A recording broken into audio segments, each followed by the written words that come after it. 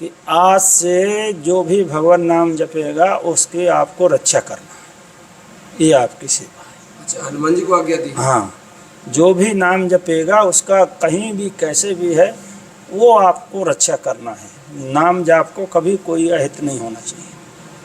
तो ये आपकी सेवा है, प्रायश्चित होगी। नाम जाप कोई भी हो। हाँ हाँ, कोई भी हो जिसमें अपना नाम सब बराबर हैं, जिसमें अपनी श्रद्धा की बात है। तो वो दो प्रकार के हैं ना, एक तो सठ है और एक मूर्ख। सठ सुधरे सत्संगत पाई, पारस परस कुधात सुहाई। जैसे सठ है तो वो तो सत्संगत उसको मिल जाए तो सुधर जाता। कैसे सुधर जाता? जैसे पारस को जो है ना, लोहा को पारस मिल जाए। कबहू का कर करुणा नर देही और देती इस बिन हेत सनेही।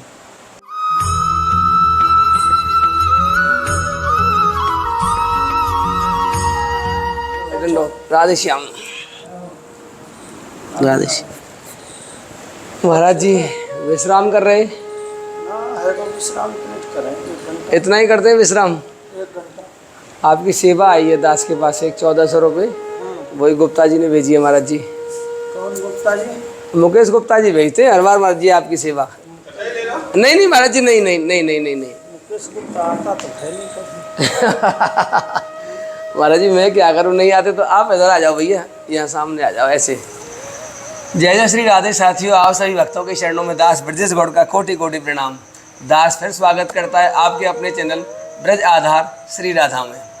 आज मैं आपको रामानंदी संत हैं, हमारे महाराज जी हैं। और हमारे क्यों हैं कि मेरा बहुत स्नेह है महाराज जी से, और कई वर्षों से लगभग 2009 से महाराज जी आपकी शरण में हूँ मैं, 2009 से। और महाराज जी से हमारी भेंट परिक्रमा मार्ग में होती थी। दास ने 2 साल कुछ ऐसा जीवन जिया था कि जिसमें सिर्फ और सिर्फ श्री जी की परिक्रमा करने का सौभाग्य प्राप्त हुआ था। 2 साल कंटिन्यू, कोई काम नहीं।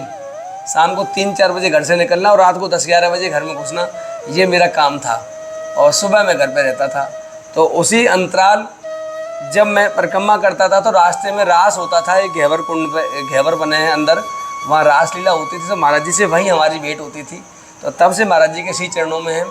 और आज महाराज जी की हमने आज्ञा भी ली थी। महाराज जी की थोड़ी सेवा है हमारे पास, तो हम उस सेवा के बहाने से आज पुनः एक बार हम इनके चरणों में आ गए। यद्यपि हमें बड़ा संकोच होता है कि एक संत के पास दोबारा जाने में, लेकिन संतों के पास अथाह ज्ञान होता है। संतों का संगत बार बार बताइए, संतों की संगत की बार बार संतों की शरण में जाना चाहिए, क्योंकि संतों की शरण में जाके ही हमारे सभी जो संदेह होते हैं उनका जो है निवारण होता है एक तरह से। तो आज मैं पुनः महाराज जी के शरण में आया हूँ। महाराज जी प्रणाम। और महाराज जी पहले तो आपकी सेवा ले लो, नहीं ये भूल जाऊँगा मैं, ये सेवा ले लो महाराज जी आप अपनी। महाराज जी एक मुकेश गुप्ता जी हैं, और वो महाराज जी 1400 रुपये की सेवा भेजी है महाराज जी उन्होंने मुझे आपकी।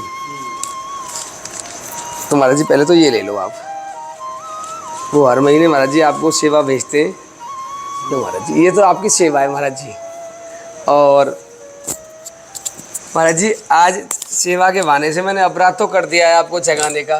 दरअसल आपको बताएं कि महाराज जी सो रहे थे, पर मैंने महाराज जी की आज्ञा ले ली थी। मैंने ये अपराध नहीं किया सोते हुए महाराज जी को जगाने का, क्योंकि महाराज जी अभी 2 घंटे पहले दास से भेंट हुई थी महाराज जी की। अन्य क्षेत्र पर ही महाराज जी दवाई लेने गए थे, जो सत्यता है वो बता रहा हूँ महाराज जी। मैं महाराज जी गए थे अभी 2 घंटे पहले, तो वहाँ मैंने महाराज जी से आज्ञा ली थी कि महाराज जी मैं आपके पास आ जाऊँ क्या? तो महाराज जी ने आज्ञा कर दी कि आ जाओ। तो महाराज जी अब दोबारा तो नहीं पता कि कब महाराज जी आपसे सत्संग हो पाएगा। मेरा सेवा और दर्शन तो आपको होता रहता है मुझे, पर आज सत्संग का महाराज जी बहाना फिर मैं आपके पास आया हूँ कि कोई महाराज जी सूक्ष्म उपाय ऐसा कि कैसे हम गृहस्थ में रहते हुए महाराज जी संसार सागर से पार चले जाएं। जो हमारा मन पूरे दिन महाराज जी मोहग्रस्त रहता है, संदेहग्रस्त रहता है। गृहस्थ के महाराज जी गुण है सबसे पहले मोह और संदेह, ये दोनों साथ साथ रहते हैं। और इन दोनों को साथ साथ रखते हुए महाराज जी कोई सहज में ऐसा उपाय हो कि हम शांति को प्राप्त हो, हमारे मन को शांति मिले केवल। कोई महाराज जी ऐसा उपाय आप बता दें अपनी वाणी से।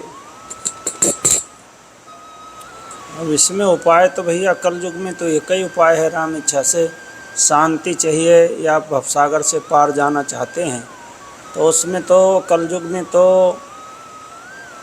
नाम संकीर्तन और नाम जाप, रात दिन जो है क्या नाम सेवा करते हुए या कोई काम करते हुए या अपने घर गृहस्थ का काम करते हुए, उसमें हमेशा जो है क्या नाम है राधे राधे या राम राम जो भी नाम अच्छा लगे तो उसको रटते रहेंगे, तब जाके जो है भवसागर से पार होगा, मन को शांति मिलेगी, है ना। तो राम इच्छा से और जो भी ग्रस्त भक्त हैं उनको यदि शांति चाहिए और भवसागर से पार जाना चाहते हैं, सूक्ष्म उपाय उनका ये है कि हमेशा अपने जो है घर में या कोई ऑफिस में जहाँ रहते हैं वहाँ कम से कम रोज़ जो है शाम को या शाम को जो समय उनको अच्छा लगे उसी समय पर भगवान के नाम का कीर्तन करें।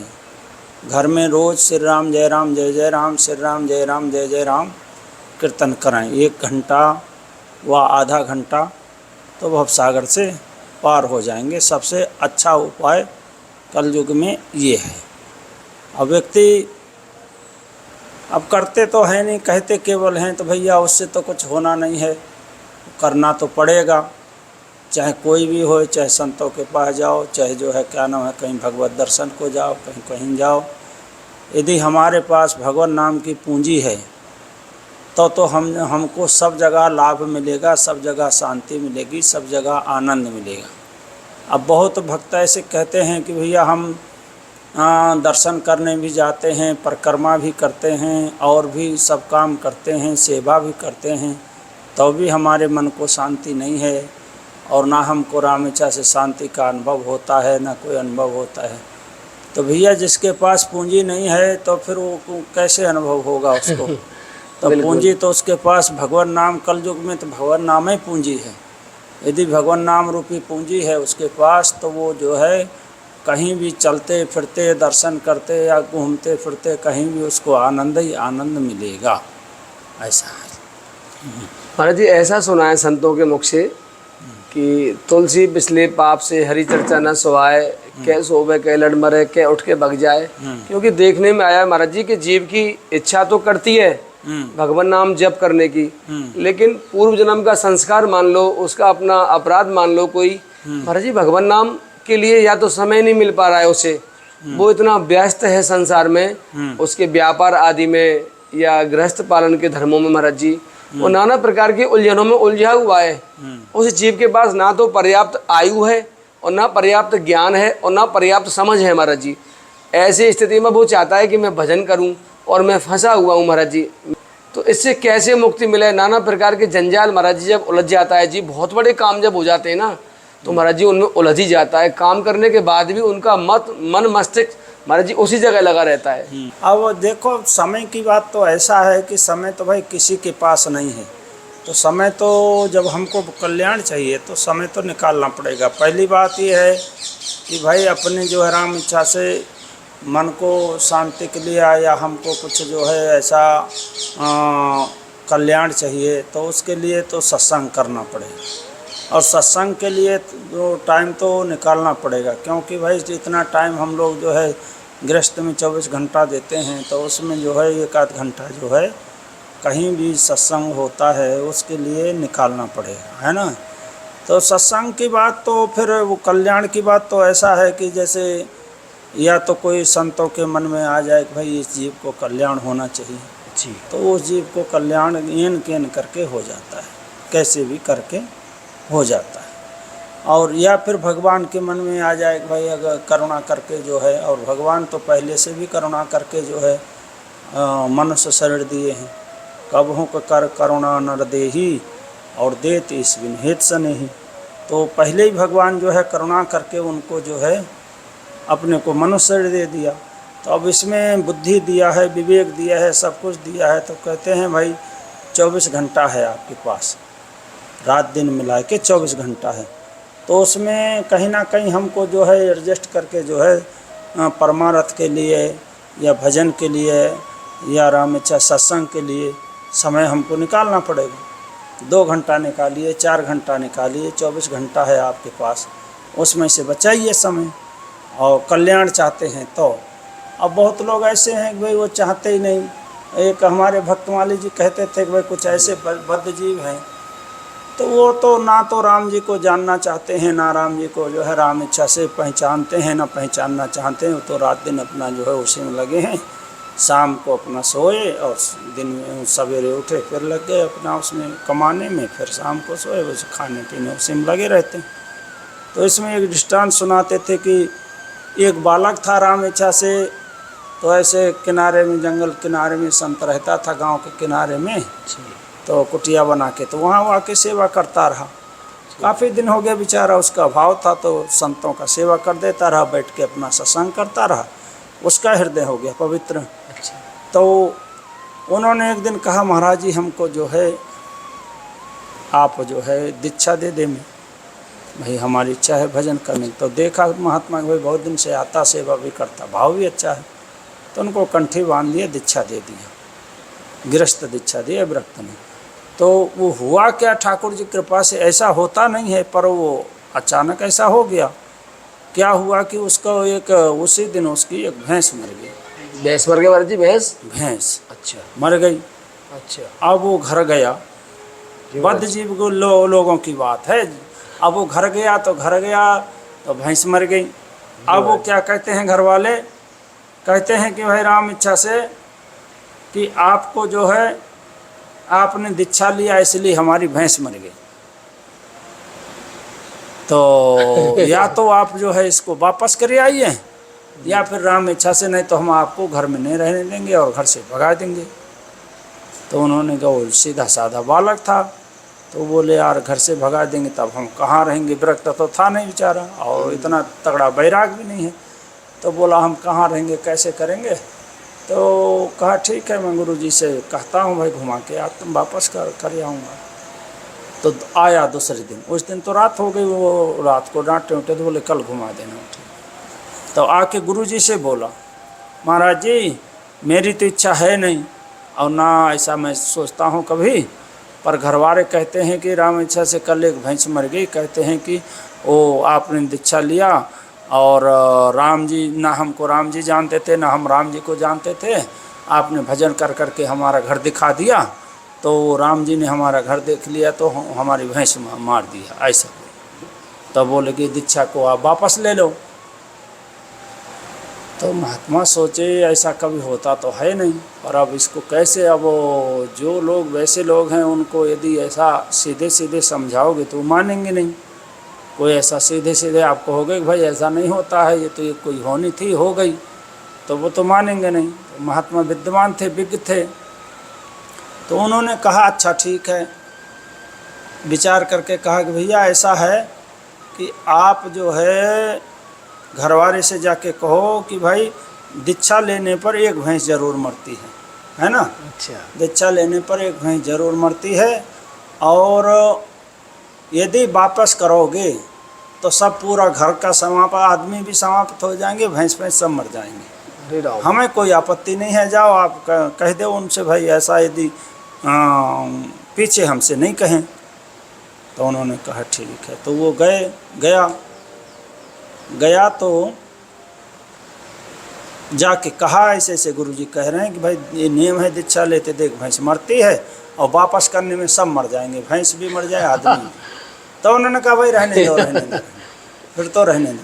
तो जो बद्ध जीव है ना तो जानने की इच्छा रखते हैं, ना जानते हैं, ना कुछ नहीं, तो उनके लिए तो क्या है, वो तो अपना वो जो है क्या नाम उसी में लगे हैं, सोने में, खाने में और करने में, ये सब ऐसा।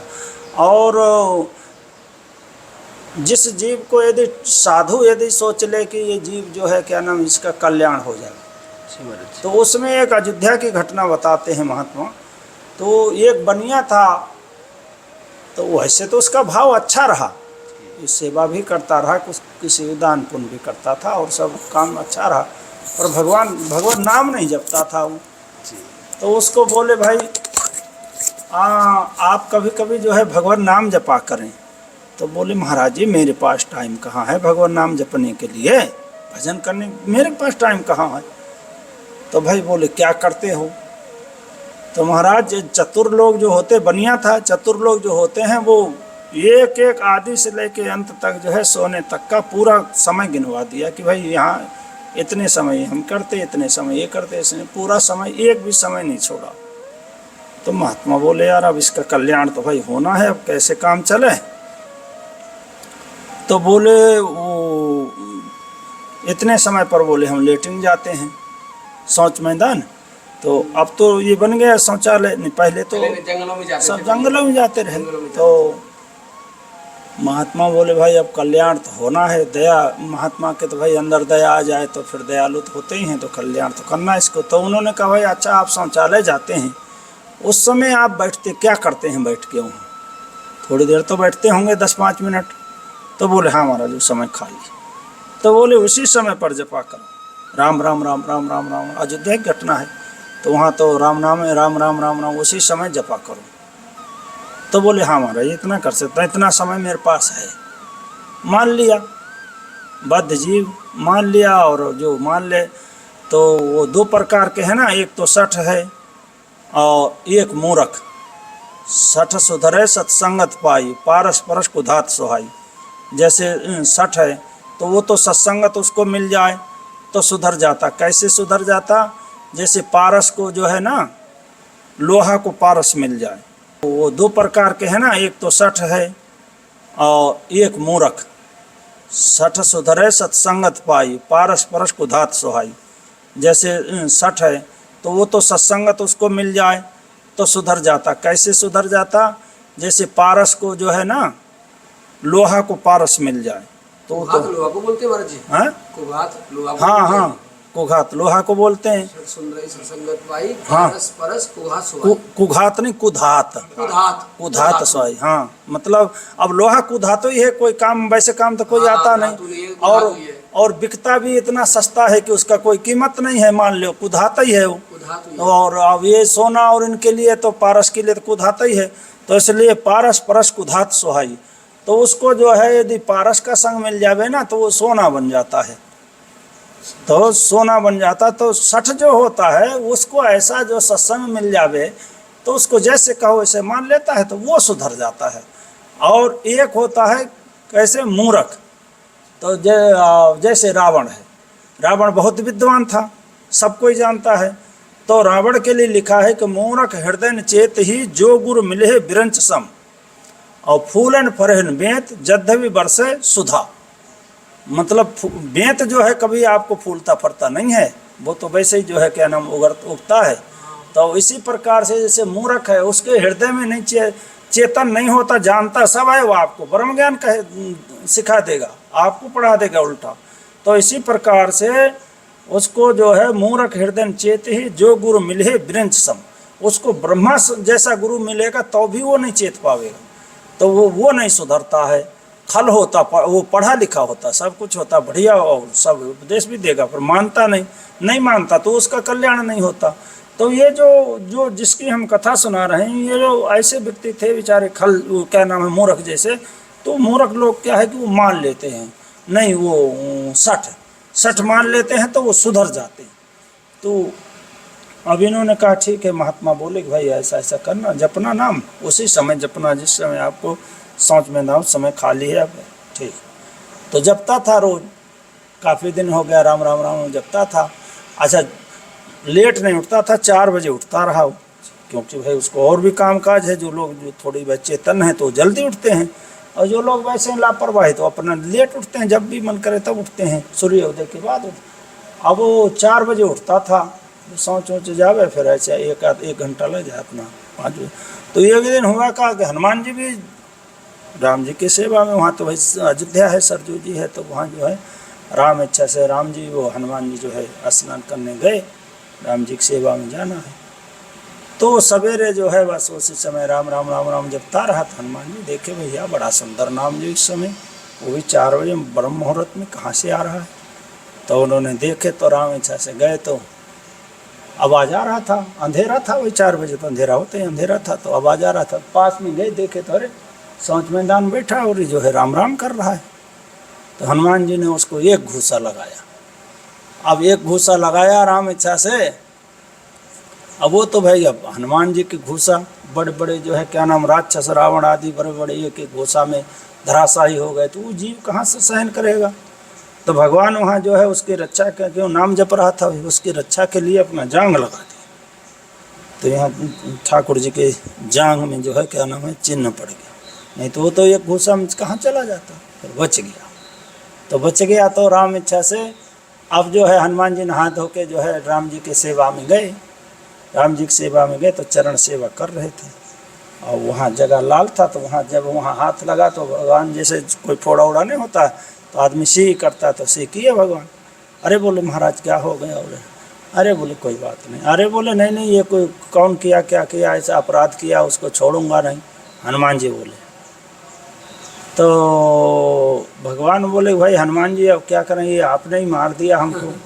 अरे बोले महाराज हम मार दिए तो अब हम नहीं जिएंगे, इतना बड़ा अपराध हो गया। तो अरे बोले सुनो सुनो सुनो, तो कब हुआ कैसे हुआ हनुमान जी पूछे। तो बताए कि भाई वो सवेरे जो है वो नाम जप रहा था ना वहाँ जो है राम इच्छा से, तो उसको आपने एक घूसा मारा। अब उसका वो जीव है, जीव को क्या समर्थ है कि जो कि आपका जो है घूसा सहन कर जावे। नहीं कर पाएगा। वो तो बड़े बड़े रावण और बड़े बड़े राक्षस जो है बड़े बड़े जो क्या नाम वीर नहीं कर पाते, वो क्या कर पाएगा। तो हमने जांग लगा दिया उसको बचाने के लिए, तो वो गुस्सा यहाँ लगा।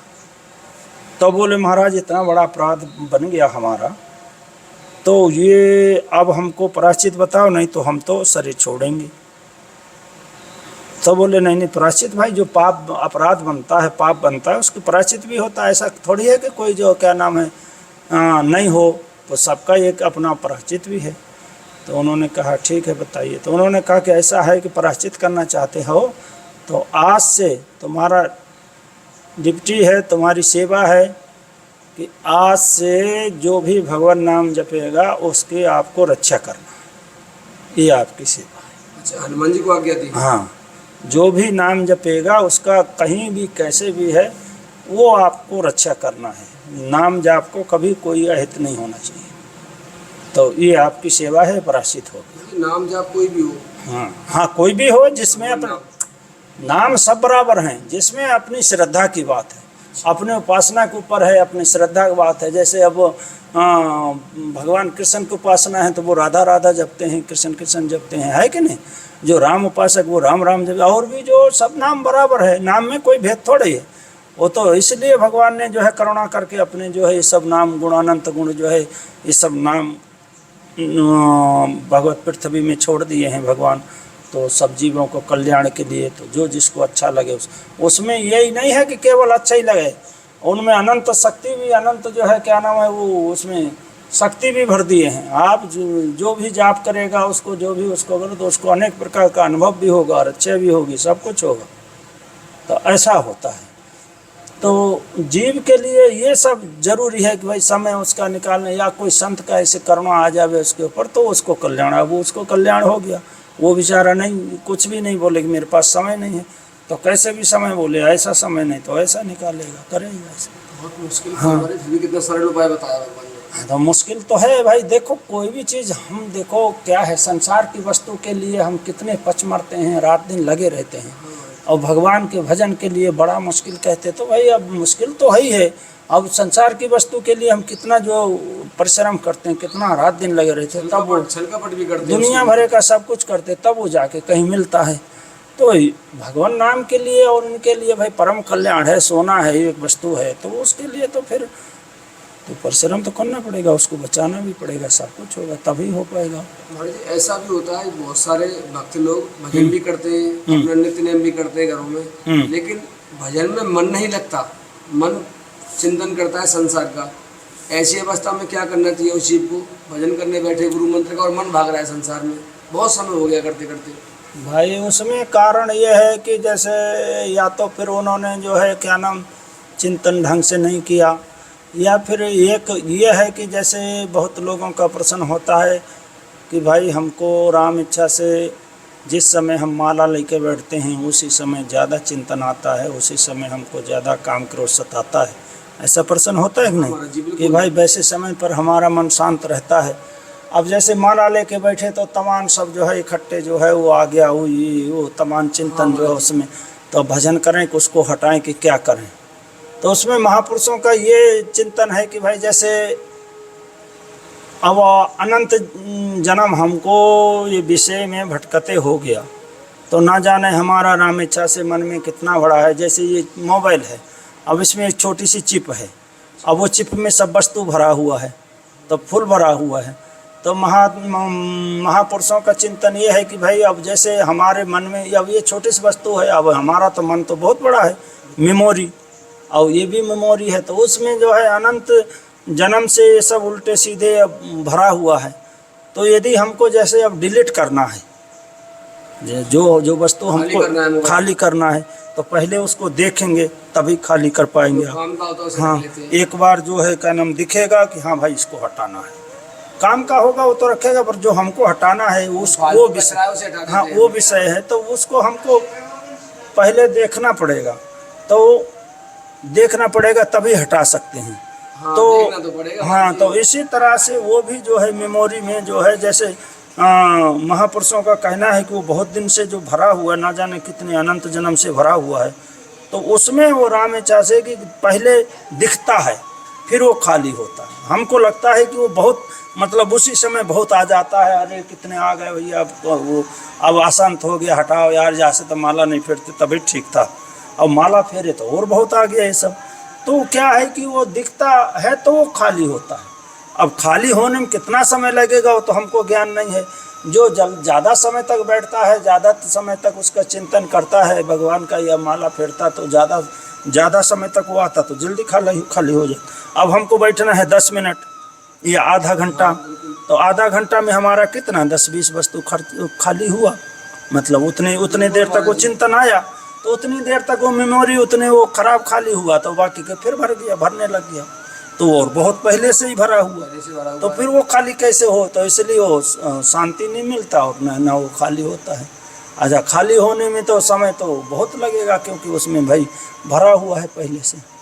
ये अब समझ में आया महाराज जी। मैंने पिछली बार आपसे पूछा था, आपको बता दें महाराज जी से एक बार चर्चा और हुई थी महाराज जी, मैंने प्रश्न किया था आपसे उस समय कि आप संत क्यों बने, गृहस्थ में रह के जब हम कल्याण कर सकते हैं अपना।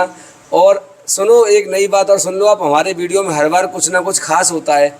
आज की वीडियो में क्या खास है, आज एक ऐसे प्रश्न का उत्तर दिया है महाराज जी ने जो आज तक मुझे किसी संत ने उत्तर नहीं दिया। महाराज जी, मैं लगभग 4 साल से संतों की सेवा में रहता हूँ और सभी संतों से मैं एक प्रश्न जरूर पूछता हूँ कि अगर गृहस्थ में रह के हमारा कल्याण हो सकता है तो आप संत क्यों बने। आज पहली बार इस प्रश्न का उत्तर महाराज जी ने दिया है कि जैसे 24 घंटे में जो मेमोरी इसमें फीड हो जाती है, इस मेमोरी में जो फीड हो जाता है चिंतन हमारा, उसे खाली करने के लिए समय मिला 10 मिनट का, और जबकि अनंत जन्मों से पहले ही भरा हुआ है, तो इसके लिए ज़्यादा मेहनत करनी पड़ेगी हमको और ज़्यादा समय भजन करना पड़ेगा, इसलिए आप संत बने महाराज जी। हाँ, तो वो तो भाई जब वस्तु भरा है तो उसे दिखेगा ना, तो जब तो खाली होगा।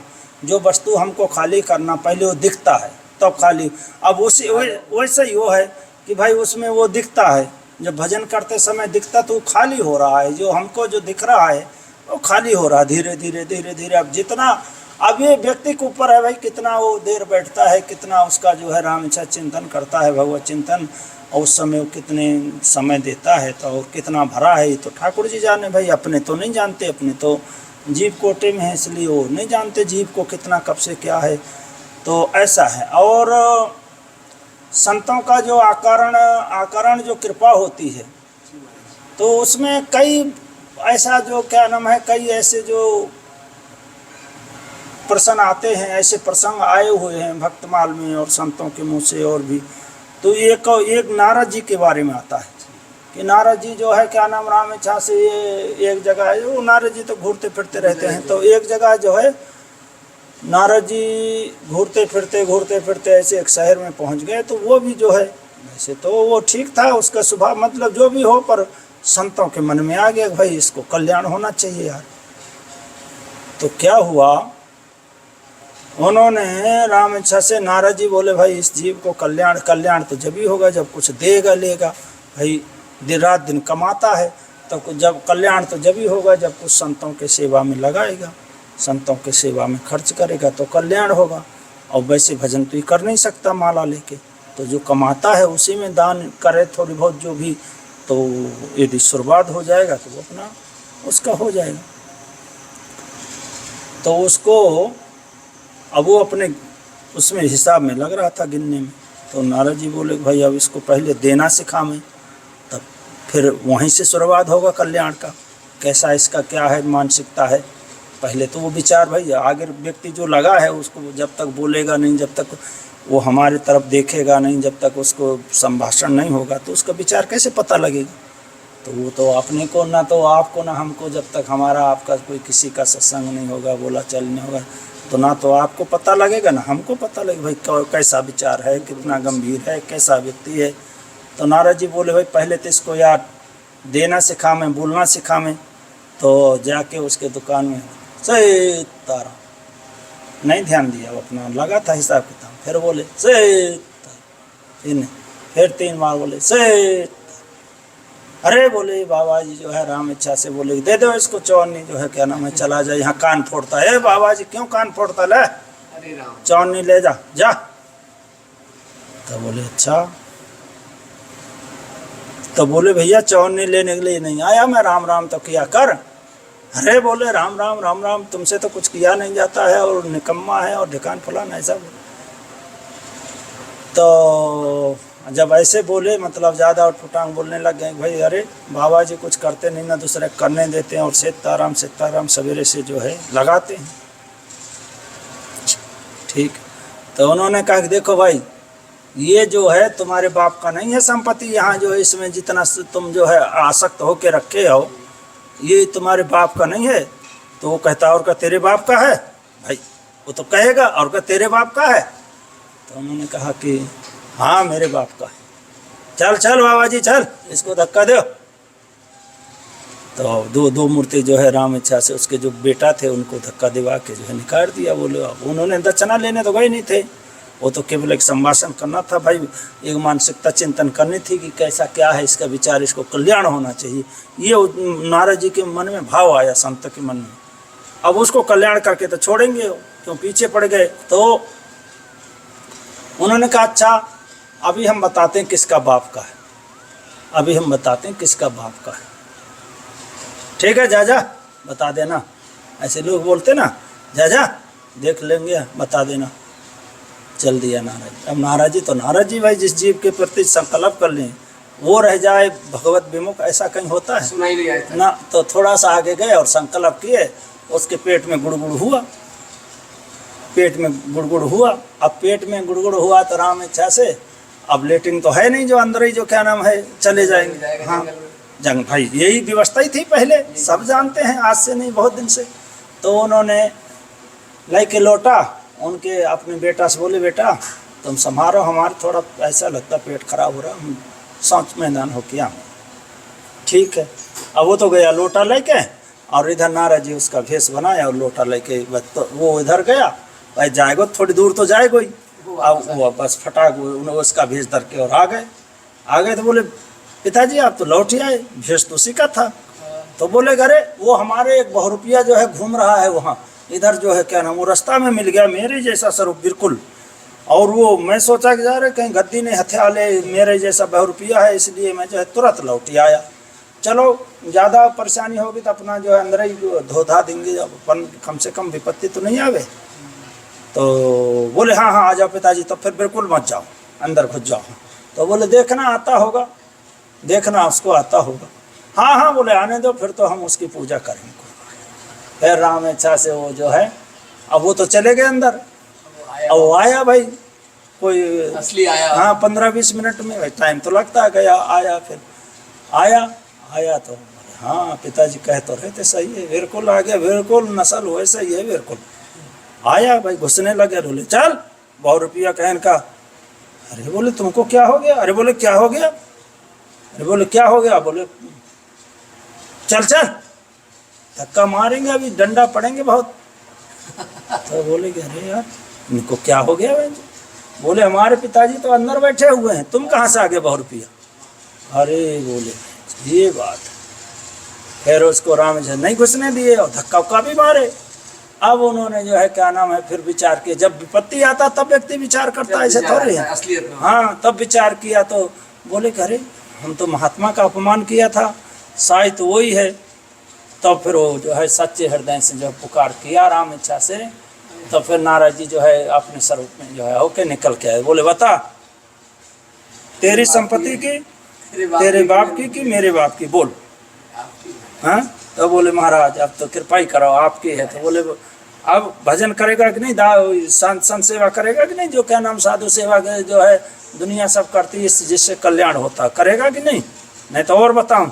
नहीं नहीं महाराज अब तो सब आपका अर्पण है, बिल्कुल समर्पण पूर्वक करूँगा। आप महाराज जी ठीक है भाई। तो वो ऐसा जो क्या नाम चमत्कार दिखा के उसको ले लो, तो अपना जो है भगवत सेवा में लग गया, वो भगवत अनुराग में लग गया। अब भाई जो सेवा करे वो अपना नाम जाप भी करे तो उसको कल्याण हो गया। तो संतों का ऐसा होता है, यदि संत जो है जिसके पीछे पड़ जाए, जिस जीव के पीछे, उसके कल्याण में कोई संदेह नहीं है, ऐसा है उसके कल्याण में कोई आनंद आ गया महाराज जी, बहुत आनंद आ गया। और समय महाराज जी का भजन का है, हम यहाँ से अनुमति लेंगे महाराज जी से, क्योंकि इतनी कृपा की है हम इनके इसी ऋण को नहीं उतार पाएंगे। तो महाराज जी हमें आप आज्ञा दें, हम आपसे पुनः फिर दोबारा किसी सेवा के बहाने से अवश्य मिलेंगे महाराज जी, और आपसे भी मिलते हैं। तब तक के लिए जय श्री राधे, जय श्री कृष्ण। ठीक है भाई, धन्यवाद, राधे श्याम।